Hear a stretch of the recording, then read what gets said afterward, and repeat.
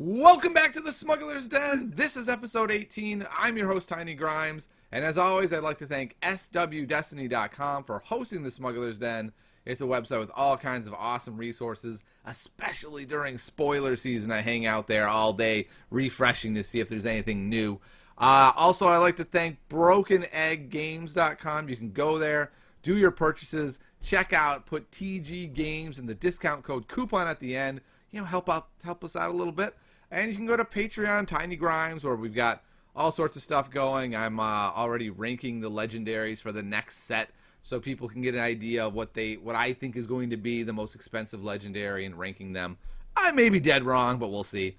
And I'd like to welcome this week my dear friend Mike, who actually runs swdestiny.com and was one of the main supporters of the Tabletop Simulator League, donating all kinds of prizes. Mike, welcome to the show.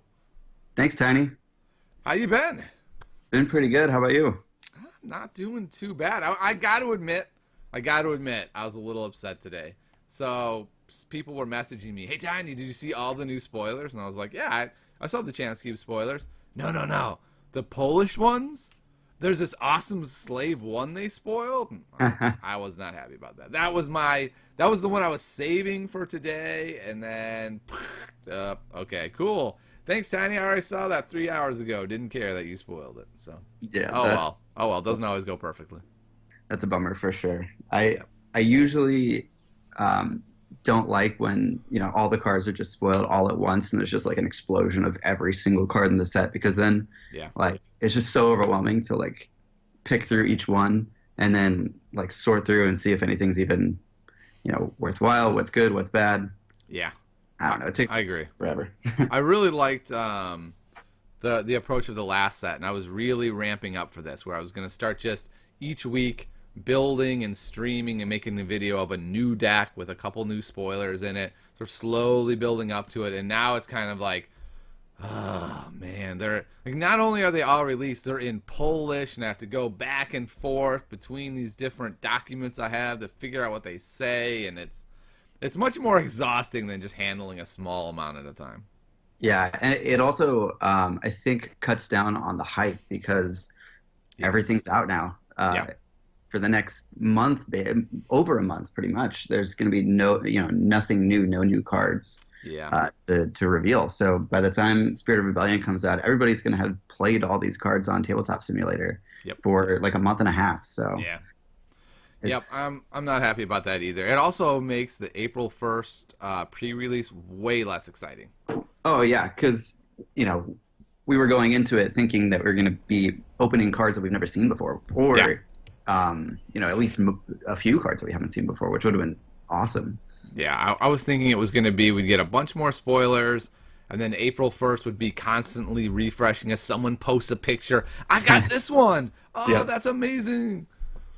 But, oh well, Mike. I guess we're just going to take our spoilers and have fun with them now. I guess. So having said that, stay tuned. For tomorrow, I'm going to try to do some sort of recap of the spoilers, which may be impossible to recap a whole set in Polish in one day. 160 cards. We'll see what I can do. But I do want to say this. I know there's some of you out there that are probably looking at my terrible hat and thinking, I hate Tiny's hat. I hate his face. I hate his glasses. You know what? There's a thread for you. Go to Reddit. There's not one thread. There's 2 threads about how terrible I am. So go ahead, go in there, comment. I won't take offense. People have they've already run the gamut, right? From my hat to my lighting. I'm surprised no one's called out my mama yet. You could do that. So go ahead, join the fun, and I can take it. Mike, have you ever had this yet, where you make some content and people are like, yeah, you know what? I hate everything about you. I've not had the fortune of being experienced in that yet, but I mean, it's the internet, and I think that if a general rule is that if you're not pissing somebody off, you're probably not doing things right. Yeah, I was a little surprised, to be honest, at how positive the reaction had been so far, and I think it's more of a reflection of this community, which I found to be phenomenal. I haven't met anyone in the community where I thought, oh, geez, I have to hang around with that guy or that woman. I really don't like that person, and I felt fortunate about that. But Yeah. apparently, some people do feel that way about me. So hopefully, they're not in SoCal. You know, if you're in SoCal and you hate me, I'm really sorry about that. If you're somewhere else, then come on, fly out, hang out with us on Wednesday night at Paper Heroes Games. You'll find out I'm not all bad. I'm only like half bad. Yeah, exactly. Yeah. All right. So, Mike, what have you been up to this week? We, went to the store this week, played a bunch of games. What decks have you been favoring lately? I've noticed you've been winning quite a few events. How many events have you won in, say, the last month? I think 3, maybe 4. Did you win 3 in a row or 4 in a row? I think 3 in a row, and then maybe 1 at the end or the beginning of that streak. That's pretty darn good. Let's clarify real quick. How many was I at? You were you were at 2. No, you were I at think 1. 1. You're at, yeah. Yeah. But you I think you crushed me in that event, right? I think I did. Yeah, I think I so. did. I think it was not all that close either. No, Wow. that Wow. wasn't that's not true actually. That was a different game. Oh, okay, good. So what have you been winning these events with? Actually, different decks for most of them. So I won an event at Paper Heroes Games in Sherman Oaks, and that one I played Phasma Bala Trooper, which is a really cool deck. A lot of flexibility, a lot of upgrades, and it allows you to tailor your strategy against the deck that you're playing against. Mm-hmm. So if you're playing against 3 or 4 characters, you put all your upgrades or heavily focus on upgrading Bala and trying to get those reactivations. And then if you're playing against maybe a 2-character deck, a deck with high-powered single characters, I prefer to focus on upgrading Phasma so that she can kind of go toe-to-toe with that person at the end. Sure. Yeah, so... I like all the redeploy weapons too. They just bounce around. I love putting redeploy weapons early on Bala, even if they only have 2 characters, because then it's basically saying you might want to leave Phasma alone because absolutely. Bala will wreck you, and then as soon as they kill him, the weapons then go to Phasma, and you get that late game situation. Yeah, I start just pumping out that damage. And the other events that I played at, 2 of them I played Han Rei, and I played versions very similar to the one that Enigma won the Tabletop Simulator League with. And I think the 4th event I played Kylo Dooku. Nice. And let's clarify Enigma's list. I think I would classify it as a street informants to give you more information for late game rerolls, and then also more damage mitigation. Yeah, more damage mitigation and a very aggressive cost curve. There are 12 cards in that deck that cost 0, which is pretty awesome. Yeah, that is pretty nice. You know who hates that? Kylo Ren hates that. He hates that very much. And when a lot of the people in our meta are playing Kylo Dooku, it's pretty strong. Yep. All right. Well, is there anything you would attribute this success to? Because I would say 2.5 months ago or so, I would have said, if you said, hey, tell me about Mike, I would have said, he's a great guy and he's a good player. I wouldn't put him in our top 4, but I would say he's definitely in the top 8. He's always a threat to win an event, but I wouldn't say he's the favorite. Is there anything you've been doing differently that you feel like has really propelled you? Or do you feel like maybe you just, the dice weren't going your way for a while there? I think that playing the game more has given me kind of more of a vision in terms of what I'm doing in each game and noticing certain things that happen in each matchup. And just, I think the experience has been what's kind of bumped me up in terms of my win rate or whatever you want to call it. But at the same time, I mean, there's obviously some dice luck in there, but yeah. Okay. Yeah, so basically just playing more games. One thing I've noticed about you, and I might be wrong on this, it seems like you're playing more top-level decks now. It seemed like you were doing a lot of experimenting for a while where you brought interesting decks. They were always at least tier 2, but I didn't see you playing a lot of what most people consider the best decks, Django decks and Vader Raider and things like that at tournaments. Yeah, that's definitely true. When the meta first started to evolve, I'm kind of the type of person that doesn't want to just play like the meta deck or the decks that are quote unquote tier 1. Just that kind of comes from back when I played Magic or any other card game where it's just like I don't want to play the same deck as everybody else, and Sure. I think I've kind of gone away from that at this point.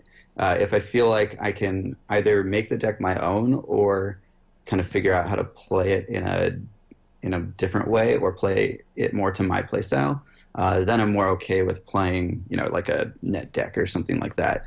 But I still like to mess around with new strategies and different things.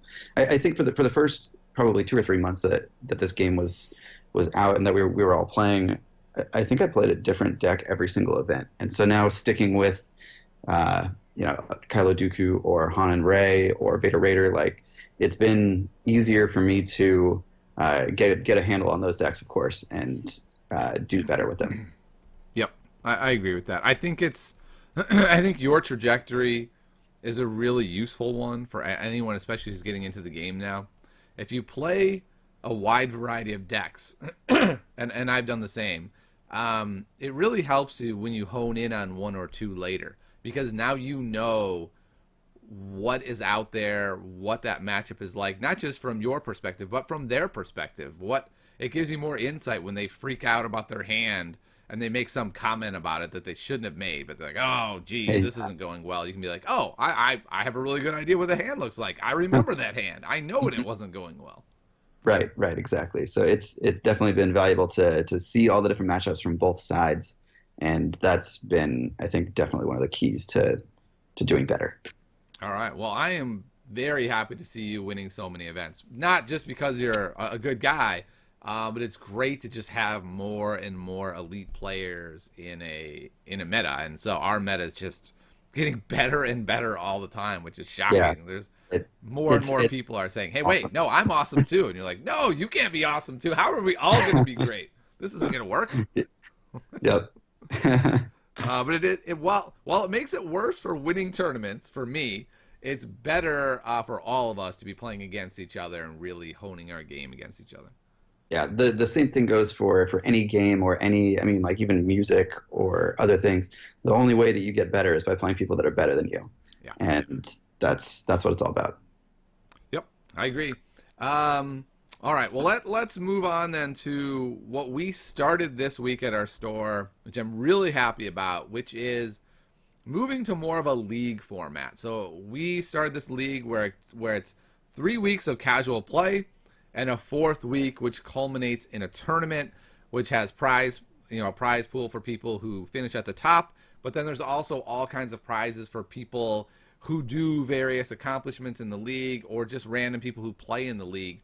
And I think this is important to, keep a hold of not just your upper level players who know they have a shot at winning, but make sure that everyone is enjoying themselves playing Destiny. And I think we did something really cool, which was you can play up to 5 games a night, and you get points for playing a different deck each time. So I played 5 different opponents, 5 different decks. It really forced me to move around the room instead of just kind of hanging out with the same 2 people, running the same meta decks at each other. I was running a wide variety of stuff. I really liked that approach. What did you think about League Night?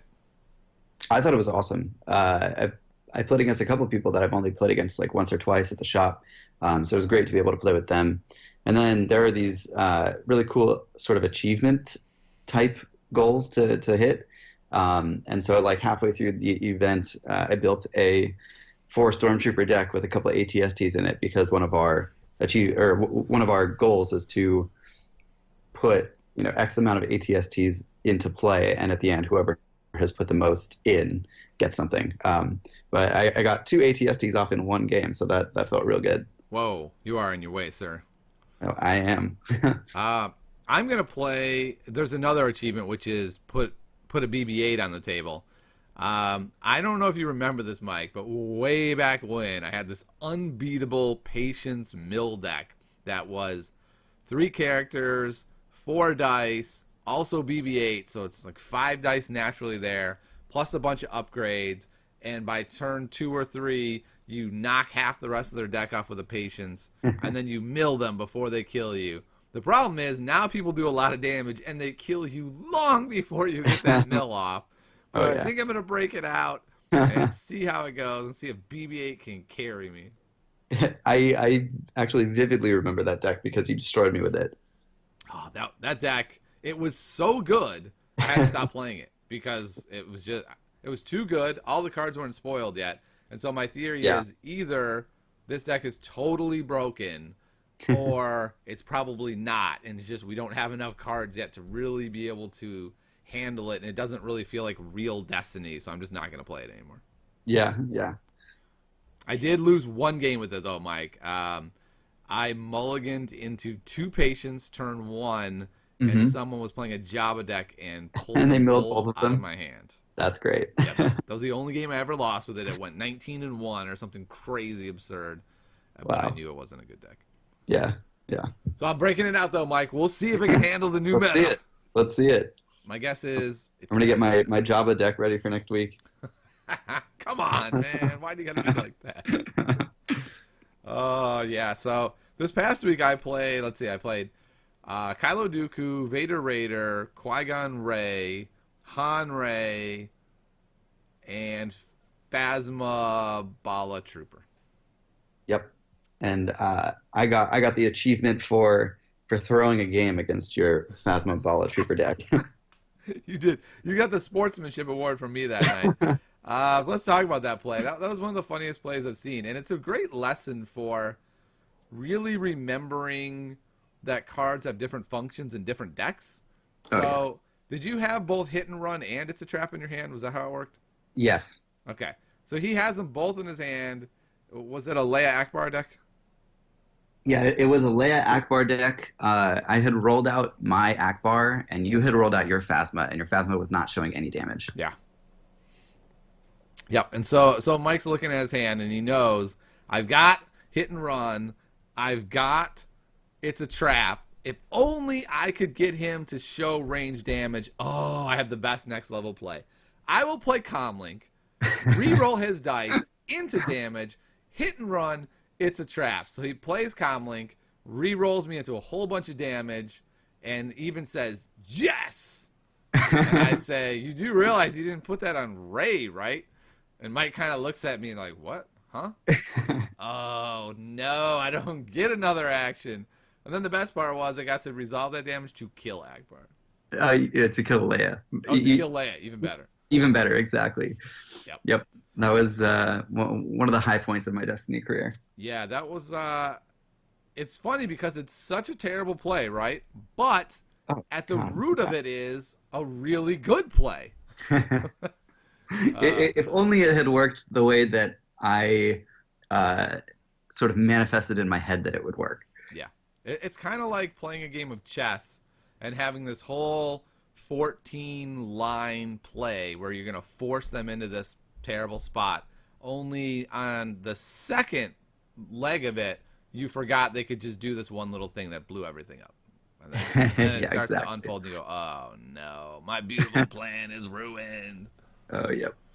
So I appreciate that, Mike. You did get the sportsmanship award from me for throwing a game in such hilarious fashion. Regardless of how horribly I threw it, it was very funny. Yes, it was very funny. But I think the bottom line is for I think both of us, League Night was a great success, and I think it's something that you can try to adopt in your store, to especially if your store is struggling, where a lot of the more casual players have stopped coming because they can't get awakenings, they can't really compete anyway. Some dude just runs his Poe Ray deck and crushes everyone every week. This really encourages people to diversify, and to really try some new things and let the casual players kind of come in and have some more fun and be able to breathe a little bit, right? It can be really intimidating being a casual player and walking around the room like, all right, now I'm facing a a Django double trooper deck by one of the best players. Now I have to face Vader Raider by another great player, and you're going, really? This is every week? Every week's the same thing? I just wanted to play my cool deck. I made this Finn, Leia, whatever the hell goes with those two characters deck. And I know it's not good, but I don't care. It's fun. Yep. Yeah, it's great to be able to play just fun, interesting decks instead of just trying to try hard the whole time. Yeah, so I'm really happy about it, especially that it culminates in more of a serious event. So it's kind of a funny way to do it, right? All the mess around stuff seeds you for this more serious event. And so yeah, the sillier you get during the regular league, the better you end up starting off in the tournament, which I actually think is kind of awesome. Yeah, it'll be kind of funny if all the low seeds are the better players, and then right, it's like the 1 seed versus the 16 seed. Wait, how come Tiny Grimes is the 16 seed? Because he's a jerk and he only plays Vader Raider every game, gets no bonus points. Oh, that's too bad. Yeah. All right, well, let's move on from that then. We got lots of stuff to talk about this week. I want to talk about some spoilers, Mike. I'm not going to talk about the Polish spoilers because they just dropped a little while ago. I haven't had a chance to digest them. Have you had a chance to fully digest them yet? I've looked at a few of them. I spent the earlier parts of my day not working and trying to use Google Translator instead. But yeah. I don't really have a good handle on them. I mean, what, like 140 cards were leaked, so yeah. I feel bad about the situation as well. You know, FFG is not happy about this. Oh, right? no. They had a system. We're going to give a couple to the Chance Cube, a couple to Tiny. You know the Knights of Ren are going to get some. And FFG's writing them today like, good news, we got you these spoilers. And like, gee, thanks, guys. You know, they're already all spoiled. Yeah, it is a bummer. My first thought when I saw them all spoiled was just like, oh no, like, this is bad. Yeah. It would have been really cool to build up to April 1st and have a lot of fun then. But, oh, well, yeah. We are where we are. Bottom line is, stay tuned. There's going to be a lot of Spirit of Rebellion videos from me over the next week. Yep, absolutely. For forever, like, one of the things I've always wanted, back when I played Magic, when I played other card games, was to go to a pre-release event and not know every single card. Yeah. Like, that just seems so awesome to open a card that you've never seen before. And it just will never happen. And I'm having a tournament on that weekend. I'm attending a tournament. They're doing it weird. You know, it's supposed to be this casual play thing. Not this store. Not this store. You get to get 3 packs, put them in your decks, and then play a legit tournament to see who wins the rest of the box. Oh, God. Yeah. It's crazy town. So it was going to be really insane, though, because you would just open cards and go, oh, man, no one's ever seen this card before. Talk about Blowout City. But now we can kind of study the cards ahead of time and know at least the potentials that people could be playing against you. Yeah. All right, well, let's talk about some cards. I just want to kind of talk about 4 or 5 cards that I thought were really good and see your thoughts. Let's start with one that you spoiled, for Speed, which is a 0-cost neutral blue upgrade ability with 3 special sides on it. And the specials say take up to 2 additional actions. And the internet basically broke. It was like Kim Kardashian's rear times 3. I don't know why I made that reference. But what do you think of Force Speed? Do you think it's as crazy, amazing as others have? I think that it's very, very good. I think that this card and then another card that I'm sure we'll talk about in a couple minutes, Fast Hands, are kind of along the same lines. 0-cost cards giving you just like crazy value. And there's like, I think that the amount of things that you can do with it haven't even begun to be figured out. I do my best thinking in the shower, and every time I've gone into the shower since this was released, I've come up with like 5 new amazing things. I feel like I should live my life in the shower, and then I would be 3 times smarter than I am. You would just be a walking idea machine. Yeah, I mean, someone Right. should steal me and just chain me up in a shower. Like, tell me everything you think of. Is that where you're chaining Jason up? Yeah, no, he's actually terrible in the shower. He's in the basement. He makes too much Oh, noise. right. Okay. Yeah. That's Uh, that's his idea zone. but I will say this: zero cost upgrades that have dice are fairly terrifying to me. When I Yeah. first saw this card, I was really freaked out. This seems very strong to me. But then I realized, as we have Maz and we have this card Fast Hands, we'll talk about, I'm not as worried anymore that this one particular card is crazy broken. It's just at the top of the power curve, and here's why. I was wrong about Star Wars Destiny. That's what I realized. I thought Star Wars Destiny was a game where I take an action, you take an action. But now I'm realizing that that's not Star Wars Destiny. That's how some fools will play Star Wars Destiny. Yep. What the designers clearly have in mind that the way you really want to play this is by stringing together several actions. And now that we've seen a larger number of cards that do this with Rey and a wide number of cards, Fast Hands, Maz, Django, Force Speed, Tactical Mastery, Hit and Run. Now that we have such a huge redundancy in taking multiple actions, I think that's just how this game is supposed to be played, and we weren't aware of that because we didn't have all of the cards that did it yet. Yeah. I mean, every set that comes out is going to have cards like this, and so with every set, that effect is going to be compounded. So, Yeah. I don't know. By set 3 or 4, we're going to all be, action cheating.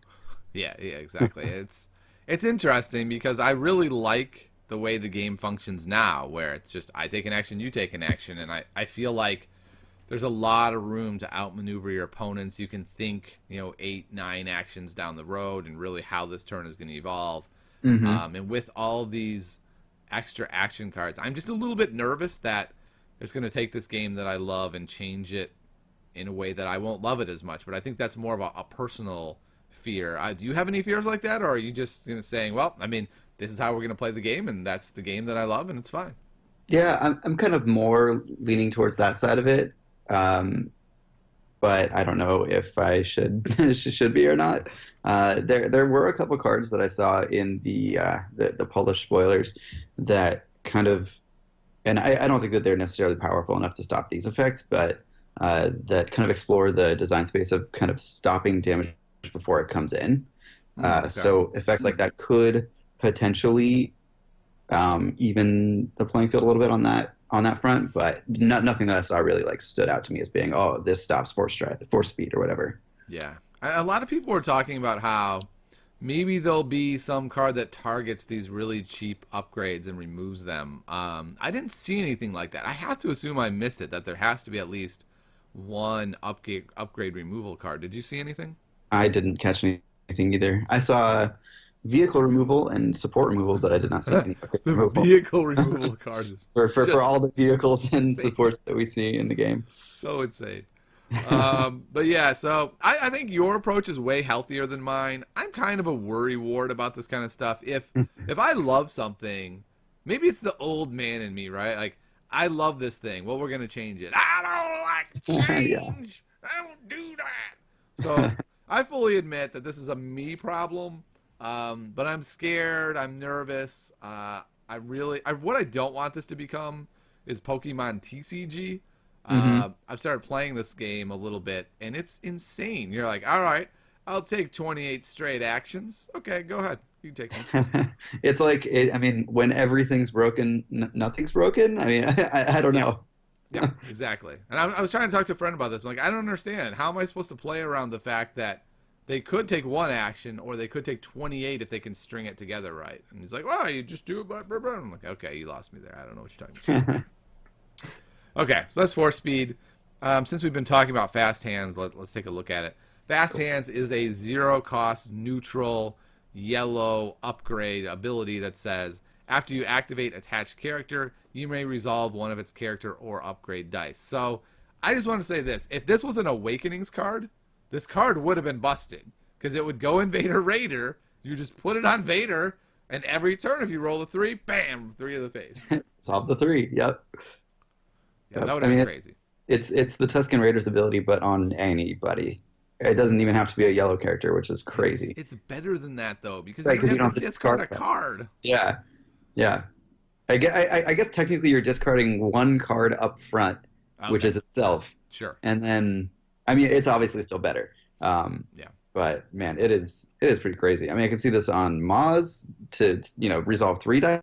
I Yep. can see this on in Han and Ray to just do more crazy things, and you can infamous this onto Ray. Yes. There's Man, so many nuts. so many crazy combos. There was even a crazy Django play. Like you would think, why would you put this on Django? That's just stupid. But if your opponent tries to cheat out actions and they take their first action and it's roll a character, you get to roll Django and then immediately use this Yep. before they can do anything. So it's like you up the ante on Django. You're like, I have super Django. And then yeah, like Django sees somebody else, with a similar effect, and he's like, nah. Yeah, nice try.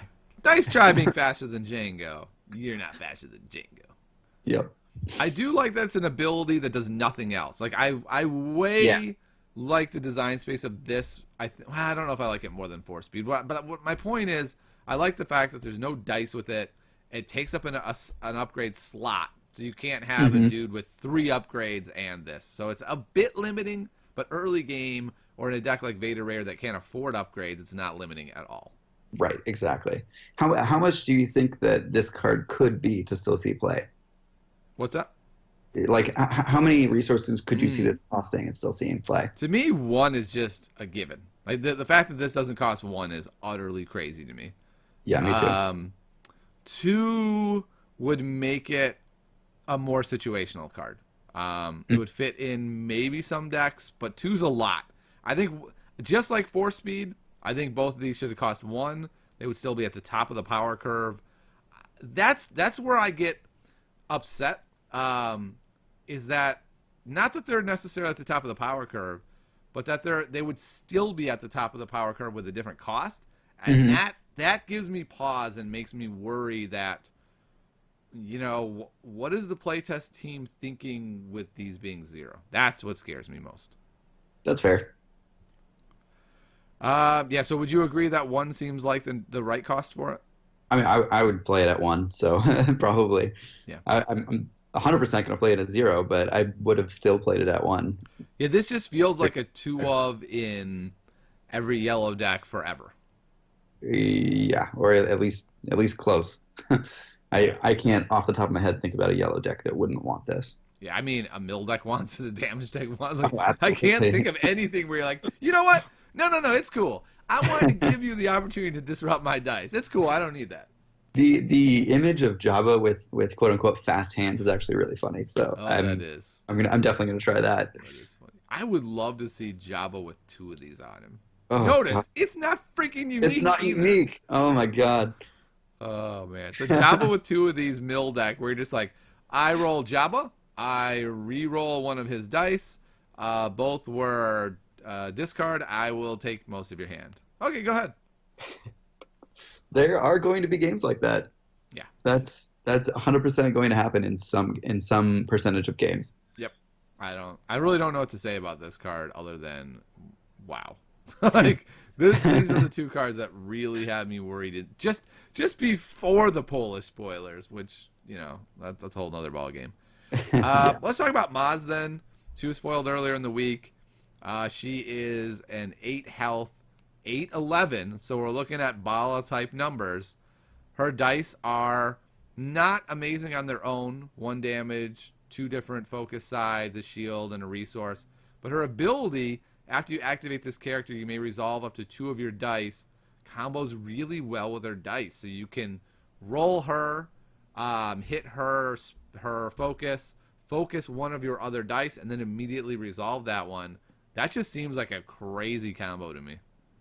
Yeah, that seems awesome. I think most people have caught on to the fact that that's pretty sweet with Poe, being that you Yes. can just turn his die to a special and then immediately resolve his special, Yeah. which is potentially one of the higher ceiling effects in the game. Yes, and then you can also put fast hands on Poe.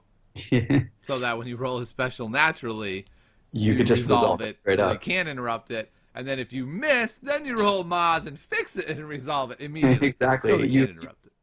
You put fast hands on Poe, then you hit and run with Poe, and then instead of resolving it with fast, oh, you would have to actually resolve it right after you activate him. Yeah. But then if it didn't work, then you could roll Maz in and then do the same thing. Yeah. Seems pretty reasonable. Yeah, I mean, fun and interactive. I just feel like there are so many of these combos that are now available that are completely non-interactive, and that worries me. When there were just a couple, you're sort of playing around them all game, right? You're going, okay, Right. he's got 2 hit and runs in that deck. I know it. Is this the moment? I have to be careful. And then once you see them both, you can kind of say, okay, we're going to play Destiny for real now. Whereas when you have fast hands and Moz, you're never really playing it for real in a fair way, right? There's always the possibility that stuff's going to get cheated. Yeah, that's for sure. And what's really worrisome to me, and I hope this does not happen, does this mean that removal is substantially worse and everyone is just going to go all in on the crazy damage, combo-y stuff because their removal is largely irrelevant anyway? It could. I mean, removal is fairly like it's already not as good against like a Django deck or against Hanrei. Yeah. And they obviously have to roll well. The not issue, but one of the things that I see with Maz is that your other character doesn't need to roll well. Yes. So you're going to potentially be seeing people remove their dice before your opponent can roll Maz out. Yeah. I wonder if we're going to see more cards like Anticipate being really popular. Basically, cards that screw your opponent's bad rolls because you will never get to touch their good rolls anyway.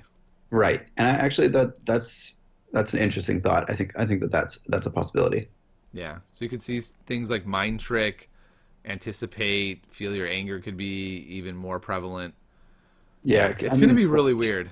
Block and dodge become useless if if they can resolve their damage before you can see it. They sure do. They sure do. And there was some Polish card I don't even know which one it was. I'll have it for tomorrow.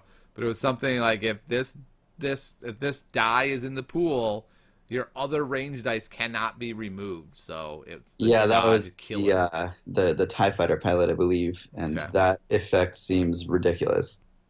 Yeah. The difference is in our game it seems ridiculous, but like we were just saying, it may be fine. Yeah, it may it might just not be be. that you can't play dodge and block. Those cards are irrelevant now. Yeah, I mean, if nobody plays removal anyway, like that's a useless effect. What scares me more than anything is I was really excited about playing Elite Palpatine. Yeah. And thinking I would just play a few events and lots of removal, and it doesn't look like lots of removal is going to be viable. Mm-hmm. There's just too many ways around it. Unfortunate. All right, let's move to the last spoiler I want to talk about today, which is Slave 1. I, quote, spoiled this today after it had already been spoiled. What most people used it for was confirmation that those Polish leaks were at least somewhat legit. Mm-hmm. But it's a vehicle that if we had it in Awakenings would be really strong, I think. At 4 cost, it's only 1 more than the TIE Fighter and 2 less than the ATST, and it's yellow. So it fits in this spot that we haven't had before. It has 3 good damage sides at 2, 3, and 4 with a resource, and then a crazy special which says force an opponent to deal damage to their characters equal to the number of dice in their dice pool distributed as they wish. And Mike, I love the special because I feel like it changes the way your opponent plays the game. They can't just roll out their dude with 3 upgrades and their other dude with 2 upgrades and hope you don't special them. Yeah, it's an effect that Zach from Team Covenant would enjoy because it's something that kind of forces your opponent to do something without without it even having to without having to do a lot of work yourself. Yeah. I mean, you have to roll it, but Do you?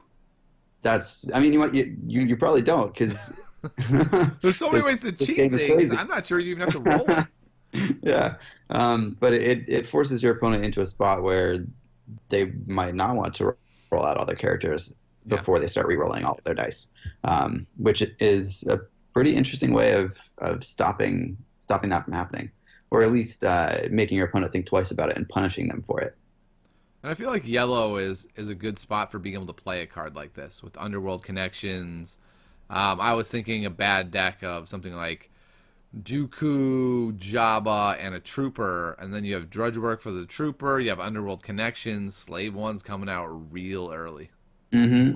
Early on in Awakenings, I tried a deck like that, and it was that combination. Yeah. And with Drudge Work, with Underworld Connections, with Logistics, and I had Crime Lord in the deck, which was bad in that deck, but Slave One would be pretty sweet in that deck. The reason being that Crime Lord doesn't really do that much, especially when Jabba dies. Obviously, it doesn't do anything. But Slave, like I think I ended the game because I only played one because it was terrible. I think I ended the game with like 12 or 13 resources. So that deck can obviously make the money to play this, and it's a really good use of 4 resources. If you roll a resource on one of your characters and you can logistics the die, you can play this on turn 1, which is pretty awesome. Yeah, this feels more like a mid-game card to me. I'd rather play some upgrades turn 1 and 2, and then about turn 3, you drop this down and go, oh, you got a couple upgrades now? Good for you. Good for you. You're screwed. Yeah, it definitely, it's good. I really like it. Yeah, me too. I'm kind of excited for this card. It's interesting because I have no idea how it's going to be in Spirit of Rebellion. And let's move on to this topic.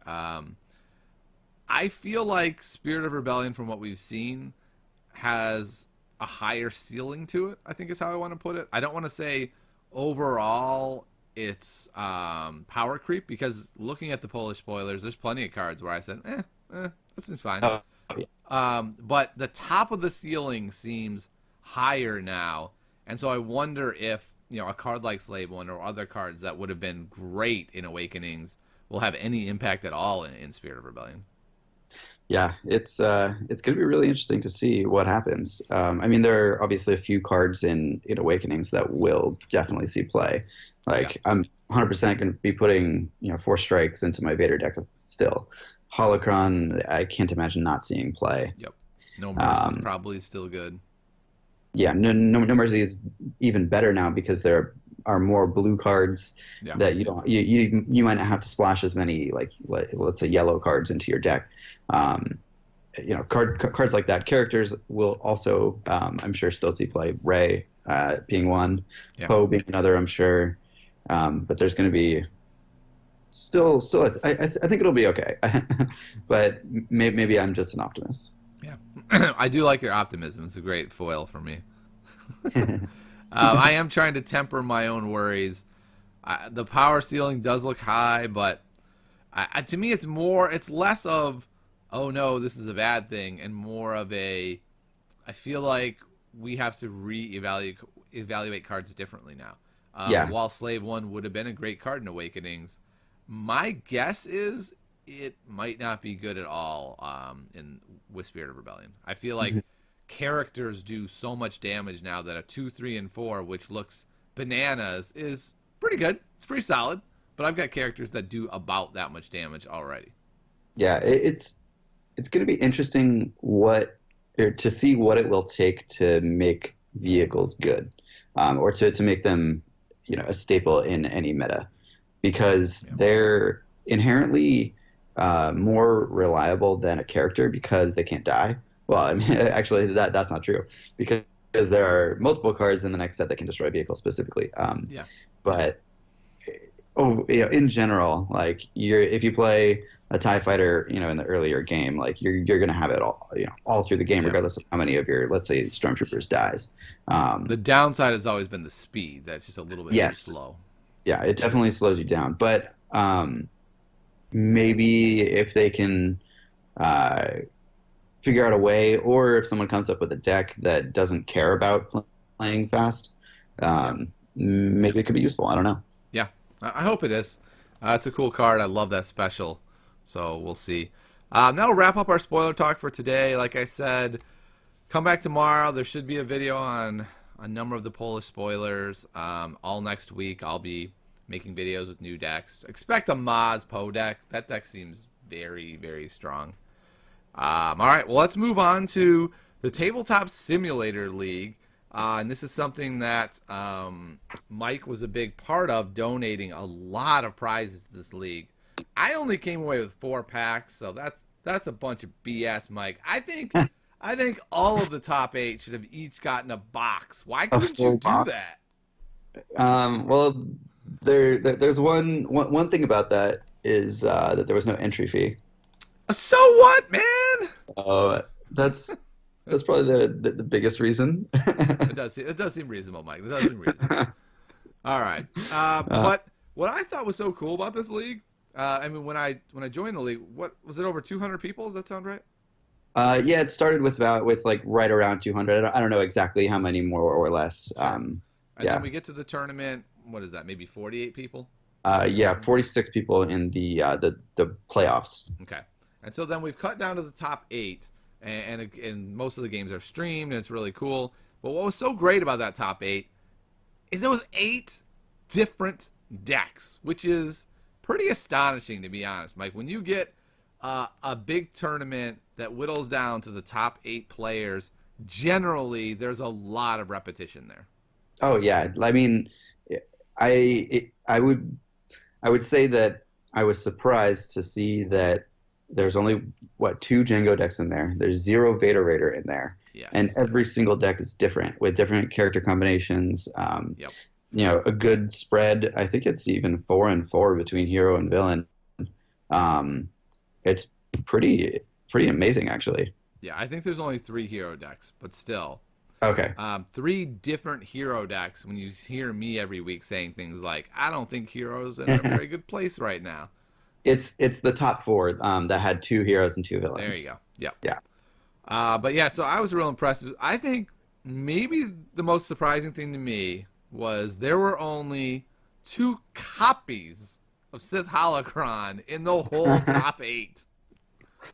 And they were, I believe, played by you. They were. So I kind of come away from this tournament thinking, so what do these results show us? Does this show us that Tiny Grimes is an idiot who doesn't know anything? This is very possible. Or does this just show us what I've said all along, that a good pilot can take any of the tier 1 decks and a lot of the tier 2 decks and go ahead and win an event with that? And that's just a kudos to FFG for having a really well-balanced set.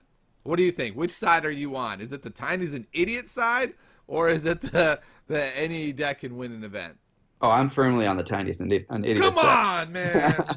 No, I think that like this really highlights how good of a job Fantasy Flight did with balancing this set. And saying that, I am hopeful that they're going to carry that over to the next set. I don't know how much more time they spent testing this versus Spirit of Rebellion, but if Spirit of Rebellion is anything like this, I'm excited for that as well.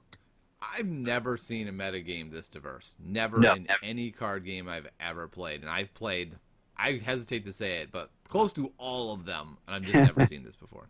Yeah, this, I mean, like, if you ignore the league part, the regular season of the league portion, which was, around 200 people, I think there were maybe 140-ish active players. Mm-hmm. Just the playoffs, like there were so many different decks, so many different strategies that people were trying to bring, and to see a top 8 with 8 completely different decks is just insane. Yeah, it's just I can't think of a single other game that this can happen in. Yeah, I want to take a look at each of these decks pretty quickly. I'm going to flash them up on the screen if you have the video portion. If you're on iTunes, by the way, you can listen to this on iTunes. Go check it out.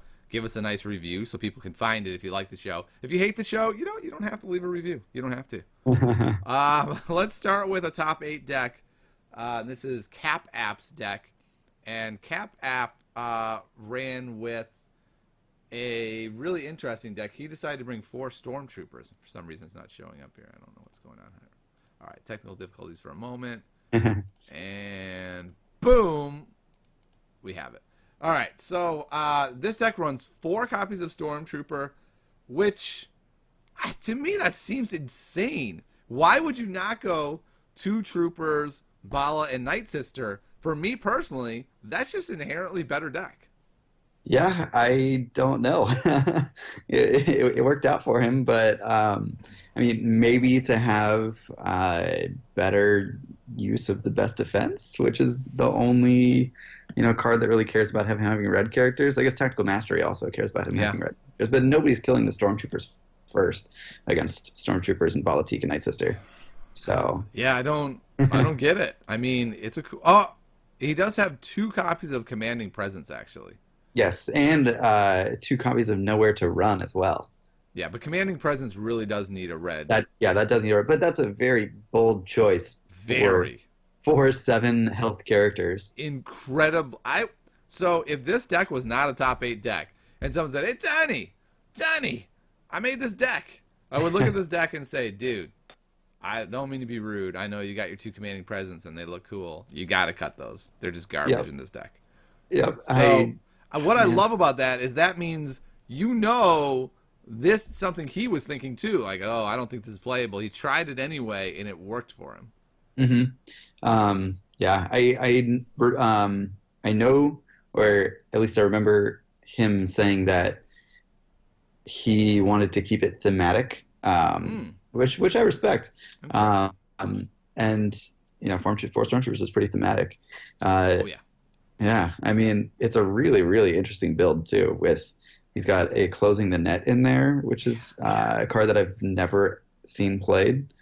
Um, I've never seen Nowhere to Run. He has two of them. yeah, To me, this deck screams two TIE fighters. It just screams it. yeah. Especially with the endless ranks in there.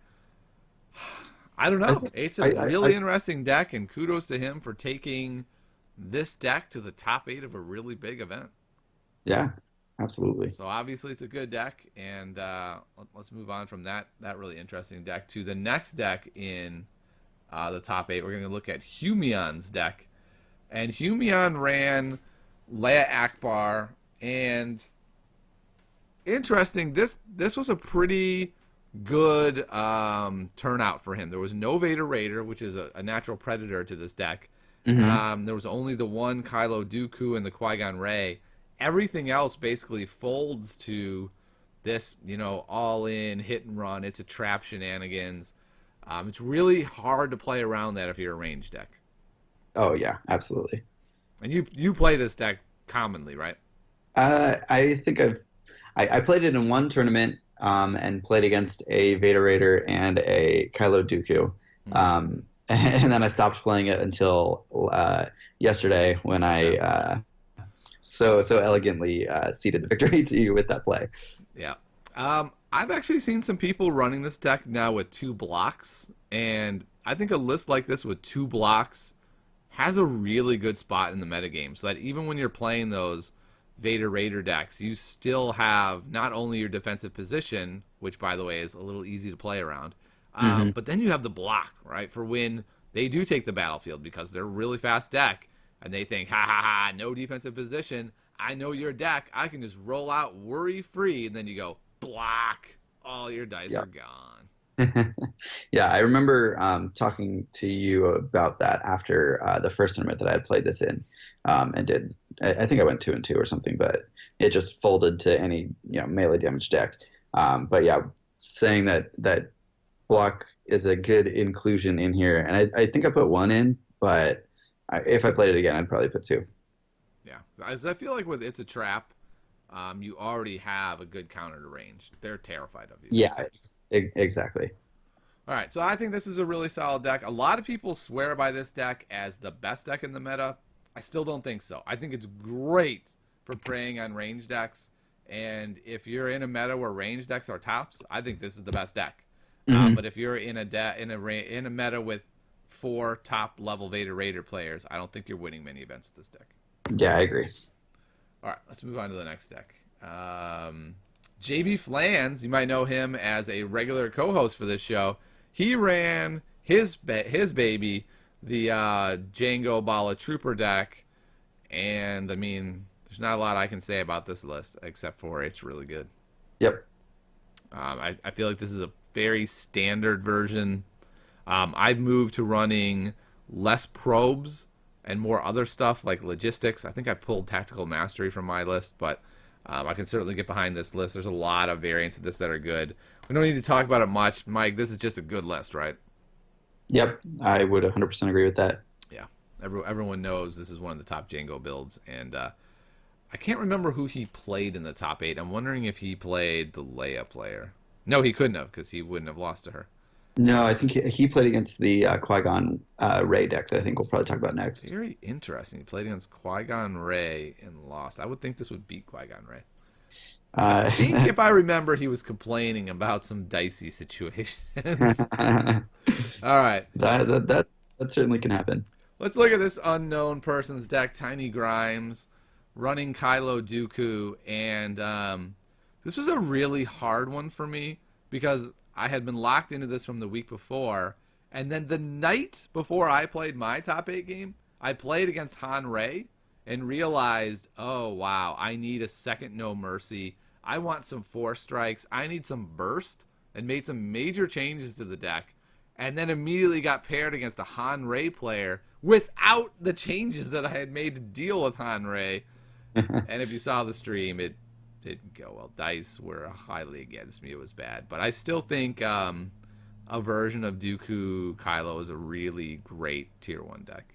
Yeah, this is one of the decks that I've been playing most lately. And I have really enjoyed playing it. I think it's really strong. Yeah, do you run... Oh, it's funny how much it's changed because I now have, what's it called? Ambition... Boundless Ambition. So that's in there. Cards like Mind Trick are out. Use the Force have come out. Power of the Force, I think, came out. Abandon All Hope came out. A lot of the cool cards that were situational just came out for cards that are always good. Mm-hmm. Which makes sense. Yep. That's called the revision process, right? Yeah. All right, we're moving to the top 4 now. We're at Grandpa Jake, who we think beats JB Flans. And he ran Qui-Gon Rey. Looking at this build, I hadn't taken a really close look at that. This is very different than when I play this build. I guess not really different. I don't play Datapad, and I don't play Force Protection. Do you play a lot of Qui-Gon Rey? I tried it last night for the first time in months, and I wasn't a huge fan of it. Yeah, I have a friend who swears it's the best deck in the game, and then a lot of people in Britain swear it's the best deck in the game. And I'm not so arrogant, right, that I say, if everyone in the world thinks it's the best deck, they're all idiots, right? So yeah. I've been trying desperately to play this deck and make it work, and when I play it, it never goes right. I win most of my games with it, but they're real ugly slog fests where with other decks I can just kind of cheat out a bunch of damage and kill them easily, whereas Qui-Gon Rey is like, okay, I can't do anything. I'm going to get a shield here and hope to stay alive, and maybe I'll get lucky and draw one with the Force in time. Oh, I didn't. Okay, more of an uphill battle. Yeah. It just feels like you're always walking in quicksand or something when you're playing this deck. Yeah, I definitely felt like that last night when I played it. Like it sort of seemed like things were going okay, but like I was still taking a bunch of damage every turn, and it just doesn't do all that much. Yeah, I was able to win my game because my opponent had the throne room, and I endgame had Qui-Gon with a Luke's lightsaber and 2 regular lightsabers. Ooh. So I would roll them out. He would mitigate a lot of my damage, and then I would early claim and do the 2 unblockable to Dooku. And so I basically killed Dooku with unblockable damage over several turns. That's how you do it. Yeah, it's pretty funny. Yeah. So and I really had to get a lot of shields because he had a mind probe and a force throw. It was really ugly. I don't know how I won that game, but I came away on top. Yeah. I like Return of the Jedi in my builds. Maybe I'm crazy, but I love the idea of making the deck this really flexible deck that can, you're not handling Qui-Gon? Cool, I get extra Rapace. You're getting close to death. If I have 2 actions and $2, I get to go Return of the Jedi into Willpower and kill you. You have Django? Cool, let's get all the deflections I can get. Mm-hmm. Yeah, I think that's a really cool card in the deck. And that as well is going to be a card that does nothing but get better. Oh my goodness. as more blue upgrades are coming or events are coming out. Yeah. All right, let's look at the next deck then. Also in the top four, Revis. Was it Revis Topar? His list is Django Double Troopers, which is, again, one of the top lists. Looking through this looks very stock. Except for the one Endless Ranks and the one Nowhere to Run. Those are pretty spicy. Mm-hmm. Endless Ranks in this deck seems to me to be madness. I've run this deck a lot, and he doesn't have logistics, and he somehow gets $5? Yeah, I don't see that happening very often. I will admit, though, I did run this version at a local tournament with 2 TIE fighters and an Endless Ranks and 2 logistics. The point being that if they decide to go the late game, I'll just pass. Yeah, I dare you. Roll into me, Django. I can say, okay, I'll pass. Get a couple bucks and then go TIE fighter. We keep passing? Really? Another TIE fighter. You want to keep passing? Boom, a stormtrooper's back. Unfortunately, it didn't work, as none of my opponents ever passed once in the whole game. Nope. I think that's one of the events that I beat that deck. Because I remember you discarding a couple TIE fighters and just being like, Yeah, you're probably wondering, did Tiny have a stroke before the event, or what happened here? No, I didn't. I had a crazy idea that didn't pan out.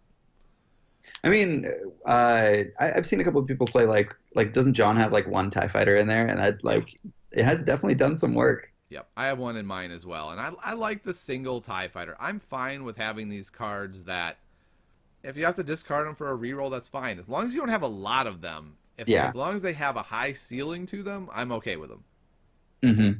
That'll be that's an interesting point, because in the next set we see cards like I can't remember what it's called, but the one with Han's on the front, and if you have like 1 in your discard pile, you gain 3 resources.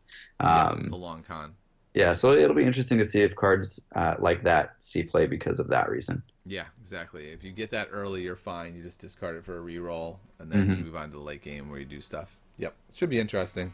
Yeah. So that's the top 4 decks. Let's move into the top 2 decks.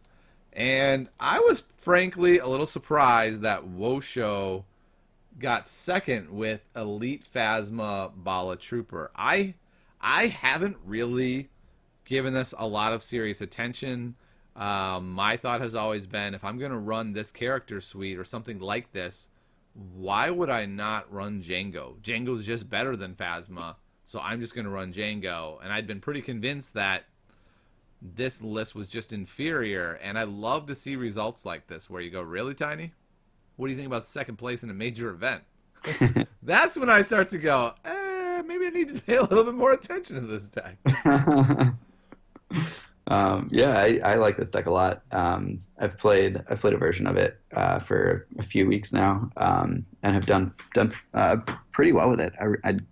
It's very flexible. I talked about it a little bit in the beginning. Yeah. I think it's a good deck. I've played it about 5 times now. I think I've won them all. Mm-hmm. And it's just it's hard for them to kill Phasma. If you load up redeploy weapons on Bala, they pretty much have to kill him. And if they kill Bala, then it's hard to kill the Stormtrooper with all the removal that you have. It just becomes very difficult. Sorry, it's hard to kill Phasma with all that removal, and the Stormtrooper being able to activate and eat damage. Mm-hmm. Almost always. What I feel like it's when you run Dooku Elite and you want to get to the end game with a loaded up Dooku, but sometimes your opponent goes, no, that's not going to happen. This is not going to happen. With Phasma, there's almost no way to stop it. That's going to be the end game, is a loaded up Phasma. Yeah, for sure. All right, so this list is fairly stock. I think. I guess I shouldn't say that. It just looks pretty stock. Wosho actually sent me his updated version of this that does not have Commanding Presence, which was a card that I was thinking probably didn't belong. And I'll be making a video of that probably next week with some games that I'll play and people can watch. I'm practicing it a couple times. I don't like to make videos that go like this. All right, I've never seen this deck before, but it looks good. Let's try it. Those usually aren't that great. Yeah. All right, let's look at the Champs deck. Enigma beat me in the Elite 8. Um, he had very good rolls and draws, and I had very bad draws and rolls. And so I came away from this matchup saying, I don't know. A Street Informant sure looks good, but I don't know about the rest of this deck. I'm a little bit wary of it. But the fact that he was able to win this tournament lets me know, nope, this is a real strong version of Han Rei. And basically what it does is it takes the normal Han Rei list, puts in Street Informants, takes out all the cute stuff, all the scavenges, all the hyperloops, all the really interesting cards are gone for really boring good cards like Heroism and Draw Attention. The one issue, though, is when one of the characters dies, you have a lot more dead cards in your deck than you normally would. Yeah, that's for sure. Especially, I don't know how most of your games have gone with it, but usually when I play against this deck, I try to kill Ray first because I've been burned too many times trying to burst Han down just to have him second chanced. Like the action before I'm about to kill him. So with Infamous, I mean, so once Ray's shield gone, yeah, of course. Just adding insult to injury. But yeah, you lose, deflect, you lose one with the force, you lose heroism. I mean, you basically lose heroism. Like you're never gonna. Well, I mean, I guess you can break a chain of damage. Yeah, but, I guess it's true. You could do that. I guess it's not fully dead, but it's just not great. Draw attention is very dead. Yeah. So there's definitely a few cards in there, but I think the name of the game here is try to keep both of your characters alive for as long as possible because your deck just functions so much better when they're both working together. Yeah, once Rey dies, it becomes, can Han Solo roll enough damage to where your opponent has to use all of their mitigation to where your second chances keep you alive long enough where they finally run out. That's how I think of it when it's just Han versus whatever. Mm-hmm. And once it gets to the point where it's just Han versus whatever, if you have, your Starship Graveyard, it's pretty inevitable. I mean, I don't think I've lost a game when it's, come to that situation, just because of how insane it is to just be able to, basically gain 20 or 30 health. Yeah, I played one game of it last night with this exact list, and I played against Rob, and he was very frustrated. He killed Ray right away. Away. I had so many dead cards. It was very frustrating. But I looped second chance at the end, and I think I triggered it 3 times and had another one ready to roll. And, it's just, there's only so much you can do while you wait for Han to kill you. Yeah, exactly.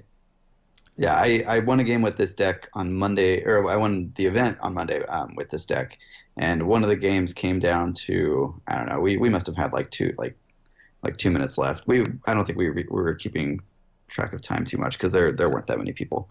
But it was Django who was pretty loaded up, and Han who had just a DL-44 and a holdout blaster and second chance, and he popped the second chance with his damage, I think, and then he used Arm to the Teeth to bring me to 9. Ooh. And then I just played another second chance, and he got very sad. From hand?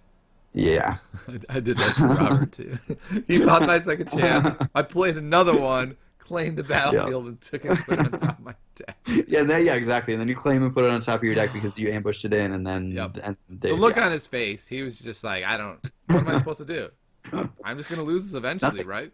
Yeah, nothing. You just lose eventually is what happens. Yeah. I mean, the real way you win that is by making it so they don't get resources, so that then they're having to eventually overwrite their weapons. Their upgrades, yeah, exactly. To be able to do it. And that's how you win that. But you still have to hope Han doesn't roll like a god, because he can just roll a 5 with his dice. Yeah. The strategy that I've started to try is putting Han to 9 while he has second chance on, and then the next turn trying to hit 6. This is what I always do. Yeah. I was playing against somebody once. His Han had 9, and I had a backup muscle with 1 on it. Oof. And after the end of the game, he said, "Why did you never trigger that backup muscle?" Because I never had the opportunity to be able to trigger it to get rid of the second chance to kill you. I'm not just gonna Yeah. trigger it and randomly get rid of second chance so you can loop it. That would be ridiculous. Yeah, exactly. That's just a waste of resources. Yep. So yeah, you could fight against it, but the point is, it's a real pain to fight against second chance. You have to have a very clear plan, and even with your clear plan, it may not always work. Yep, because Han will occasionally roll like 12 damage against you, and then Yeah. you're just dead. And with their infamous, when they apply that second chance, they are also hitting a shield, Hitting which shield, is incredibly exactly. annoying. So it's heal 6 instead of heal 5. Yes, exactly. So it's interesting for me because I maintain a tier list over at my Patreon page, and I had just bumped this back down to tier 1.5. I still kind of think it belongs there because if you can kill Rey fast enough, and they can't get to that great endgame scenario, or if they don't get their battlefield, things go a lot worse for them. And if you can burst down Rey really quickly, Han is a lot less effective. Yeah, and a lot of decks can do that. It's pretty easy to kill Rey on turn 2 or 3. Yeah. If you're running a high enough ceiling deck. What I've been really interested by is there's a lot of cards in the new set that are going to benefit this deck. Yeah. But I look at this deck as being on the border of being too fragile for Awakenings. That's its real weak spot. I think it's going to be way too fragile in Spirit of Rebellion. I think with the amount of burst people can do, I don't think it'll be resilient enough. It'll be interesting to see if there is a really resilient version of this deck that pops up. Yeah, I think that it will be really interesting as well. I'm also really curious to see what cards people take out to fit those new toys. Yeah, so many new toys. So many. It's gonna be so hard to deck build now. Oh my goodness, it is. Well, that's the Tabletop Simulator League. It's wrapped up. If you want to check them out, where can people go to find the VODs for this? The videos are all up on Twitch, twitch.tv/SWDestiny. And so we split it up into day 1 and day 2. Day 1 was just the top 8 games, and then day 2 was the top 4 and then the finals. So you can go there, check it out, see how each player played their decks, and we had some cool commentary from guys around the community like Peace Lord, who's Christian from Severn Gaming Network. And then the guys from the Jedi Trials, the guys from Knights of Ren, and then this other guy from Smugglers Den. I think his name's Little. No, it's not Little Grimy. It's Tiny Grimes. Okay, that's what it was. Okay. By the way, I just want to say this: you should definitely check out my game because I know I'm going to be just wrecked by RNG. I am not happy that I have to commentate on this game. And the whole time is me restraining myself from being the salty 6-year-old that I actually am inside as I'm watching this game again. That I do not ever want to see again. You were a good sport about that. It's hard. It's hard, man. It's hard work. Yeah. All right. So season 2 is underway. If you miss out on your opportunity, make sure you sign up for season 3.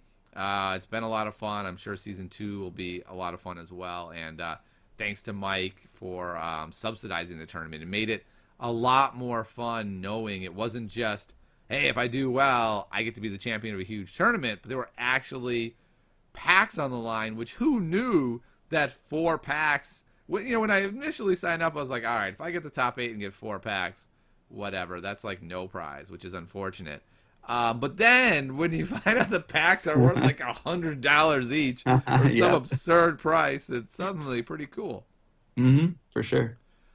All right. So thanks so much for coming on, Mike. And as always, you can find this on iTunes. You can find it on YouTube. You can find me at YouTube, Tiny Grimes. You can find me on Twitter, Tiny Grimes Games. And yeah, Mike, is there anywhere else you want people to be able to find you? I'm in the Knights of Ren Discord and on other Discords as Rebel Spy, and then Twitter, Facebook, everywhere. As on Twitter, it's SWDestiny_site, and then everywhere else you can just find SWDestiny.com. And if you go check out SWDestiny.com, you'll find some pretty good articles, strategy, deck lists, and just some good information. I have a card image gallery for all of the Spirit of Rebellion cards. If you guys want to go check those out. Yeah, that's what I've been doing. Are you gonna put up the Polish ones, or are you gonna wait until we get English ones? No, I'm gonna wait until we get the English ones. Okay, fair enough. Yeah, All right. combination Well, until next time, I will be brushing up on my Polish, so I am ready to talk about these cards tomorrow. sounds good.